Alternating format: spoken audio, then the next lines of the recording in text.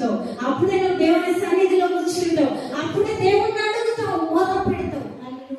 అయితే ఇండైరెక్ట్ గా వాళ్ళు నీకు కీడు చేద్దాం అనుకుంటున్నారేమో కానీ వాళ్ళు నీకు మేలే చేస్తున్నారు. హల్లెలూయా. వాళ్ళు అనుకుంటున్నారు నీకు కీడు చేస్తున్నామని, కానీ అది నీ మేలు కోసమే జరుగుతుంది. హల్లెలూయా. యోసేపు ఏమంటాడు? ఈ మాట నేను చెప్పడంలో, యోసేపు మన బైబిల్లో యోసేపు గురించి చూసినప్పుడు, యోసేపు అన్నదమ్ములు గుంటలో వేస్తారు కదా, వేసేసినాక యోసేపు పట్టబడతాడు. యోసేపు మనందరికీ తెలుసు.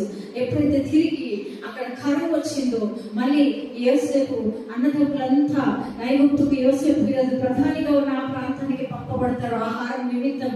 అప్పుడు వారిని గుర్తించి యాకోబును కూడా తీసుకొచ్చిన తర్వాత మాట్లాడుతున్న సమయంలో వారు దుఃఖిస్తారు.